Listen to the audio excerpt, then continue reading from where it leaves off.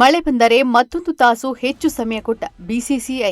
ಈ ಹೊಸ ನಿಯಮಕ್ಕೆ ಪ್ಲೇ ಆಫ್ ರೇಸ್ನಿಂದ ಹೊರಬಿದ್ದ ತಂಡಗಳಿಂದ ವಿರೋಧ. ಹಾಗಾದ್ರೆ ಬಿಸಿಸಿಐ ತಂದ ಹೊಸ ರೂಲ್ಸ್ ಏನು ಅಂದ್ರ ಇಲ್ಲಿದೆ ನೋಡಿ. ಐಪಿಎಲ್ ಟೂರ್ನಿಯ ಪ್ಲೇ ಆಫ್ ಪಂದ್ಯಗಳ ವೇಳಾಪಟ್ಟಿಯನ್ನ ಬಿಸಿಸಿಐ ಪ್ರಕಟಿಸಿದೆ. ಮೊದಲನೇ ಕ್ವಾಲಿಫೈಯರ್ ಹಾಗೂ ಎಲಿಮಿನೇಟರ್ ಈಗ ನ್ಯೂ ಚಂಡೀಗಢದ ಪಿಸಿಎ ಕ್ರೀಡಾಂಗಣದಲ್ಲಿ ನಡೆಯಲಿದೆ. ಇಲ್ಲಿ ಕ್ವಾಲಿಫೈಯರ್ 1 ಮತ್ತು ಎಲಿಮಿನೇಟರ್ ಪಂದ್ಯಗಳು ನಡೆಯಲಿವೆ.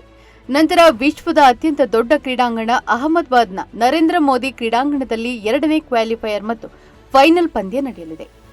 ಮತ್ತು ಮಳೆಯ ಕಾರಣದಿಂದ ಐಪಿಎಲ್ ಇತಿಹಾಸದಲ್ಲೇ ಇದೇ ಮೊದಲ ಬಾರಿಗೆ ಐಪಿಎಲ್ ಇನ್ನುಳಿದ ಪಂದ್ಯಗಳಿಗೆ 1 ಗಂಟೆ ಹೆಚ್ಚುವರಿ ಸಮಯವನ್ನ ನೀಡಲಾಗಿದೆ.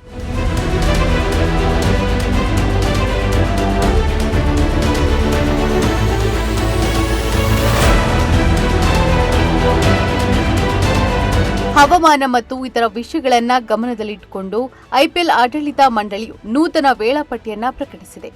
ಬೆಂಗಳೂರಿನಲ್ಲಿ ಮಳೆಯ ಕಾರಣ ಆರ್ಸಿಬಿ ಮತ್ತು ಹೈದರಾಬಾದ್ ನಡುವಿನ ಪಂದ್ಯವು ಲಕ್ನೋಗೆ ಸ್ಥಳಾಂತರಗೊಂಡಿದೆ.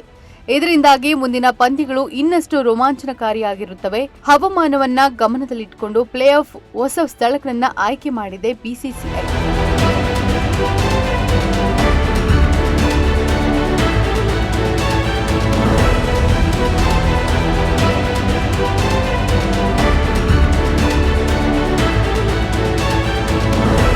ಯಾವುದೇ ಅಡೆತಡೆ ಇಲ್ಲದೆ ಪಂದ್ಯಗಳನ್ನು ನಡೆಸಬೇಕೆಂಬ ಉದ್ದೇಶದಿಂದ ಬಿಸಿಸಿಐ ಈ ನಿರ್ಧಾರ ತೆಗೆದುಕೊಂಡಿದೆ. ಈ ಹಿಂದಿನ ಷರತ್ತುಗಳ ಪ್ರಕಾರ ಲೀಗ್ ಪಂದ್ಯಗಳು ವಿಳಂಬವಾದರೆ ಪಂದ್ಯವನ್ನ ಪ್ರಾರಂಭಿಸಲು 60 ನಿಮಿಷಗಳ ಹೆಚ್ಚುವರಿ ಸಮಯ ಲಭ್ಯವಿತ್ತು. ಪ್ಲೇ ಆಫ್ ಪಂದ್ಯಗಳಲ್ಲಿ ಈ ಸಮಯವನ್ನು 120 ನಿಮಿಷಗಳಿಗೆ ವಿಸ್ತರಿಸಲಾಯಿತು. ಪ್ರಸ್ತುತ ಮಳೆ ಮತ್ತು ಪರಿಷ್ಕೃತ ವೇಳಾಪಟ್ಟಿ ಗಮನದಲ್ಲಿಟ್ಟುಕೊಂಡು ಐಪಿಎಲ್ ಆಡಳಿತ ಮಂಡಳಿ ಎಲ್ಲ ಐಪಿಎಲ್ ಪಂದ್ಯವನ್ನ ಪ್ರಾರಂಭಿಸಲು 120 ನಿಮಿಷಗಳ ಹೆಚ್ಚುವರಿ ಸಮಯವನ್ನ ಹೊಂದಿರುತ್ತದೆ ಎಂದು ಬಿಸಿಸಿಐ ತಿಳಿಸಿದೆ.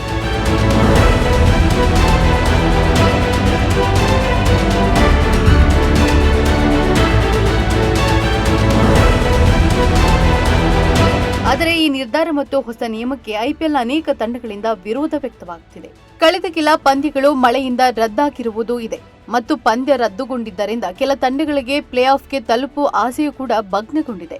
ಹಾಗಾಗಿ ಆ ಬೇಸರ ಪ್ಲೇ ಆಫ್ ತಲುಪಬೇಕು ಎಂಬ ಆಸೆಯಿಂದ ಎದುರು ನೋಡುತ್ತಿದ್ದ ತಂಡಗಳಿಗೆ ಇದೀಗ ಕಾಡ್ತಾ ಇದೆ.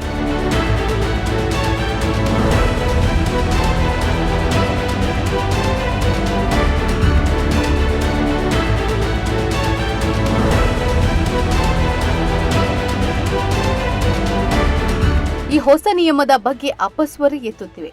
ನಮಗೊಂದು ಮತ್ತೊಬ್ಬರಿಗೊಂದು ರೂಲ್ಸ್ ಎಂಬ ಅರ್ಥದಲ್ಲಿ ಪೋಸ್ಟ್ ಹಾಕುತ್ತಿದ್ದಾರೆ. ಕೆಕೆಆರ್, ಲಕ್ನೋ ತಂಡಗಳು ಬೇಸರ ವ್ಯಕ್ತಪಡಿಸಿವೆ. ಆದರೆ ಒಟ್ಟಿನಲ್ಲಿ ಈಗಾಗಲೇ ಬಿಸಿಸಿಐ ಈ ಹೊಸ ನಿಯಮ ಜಾರಿಗೆ ತಂದಿದ್ದಾಗಿದೆ. ಆದರೆ ಕೆಲವರು ಈ ನಿಯಮದ ವಿರುದ್ಧ ಭಿನ್ನ ಹೇಳಿಕೆ ಕೊಡ್ತಾ ಇದ್ದಾರೆ. ಈ ಒಂದು ಹೊಸ ರೂಲ್ಸ್ ಪ್ಲೇ ಆಫ್ ಪಂದ್ಯಗಳಿಗೆ ಮಾತ್ರ ಸೀಮಿತವಾಗಬೇಕಿತ್ತು ಎಂದು ಕೆಲವರು ಹೇಳಿದ್ರೆ, ಇನ್ನೂ ಕೆಲವರು ಬೇಡವಾಗಿತ್ತು ಈ ರೂಲ್ಸ್ ಎಂದು ಹೇಳ್ತಾ ಇದ್ದಾರೆ. ಆದರೆ ಯಾರೇ ಏನೇ ಹೇಳಿದ್ರು ಬಿಸಿಸಿಐ ಮಾತ್ರ ತನ್ನ ನಿರ್ಧಾರಕ್ಕೆ ಅಚಲ ಎನ್ನುವಂತೆ ಕಾಣ್ತಾ ಇದೆ. ಯಾವುದೇ ಬದಲಾವಣೆ ಮಾಡದಿರಲು ತೀರ್ಮಾನ ಮಾಡಿದಂತಿದೆ.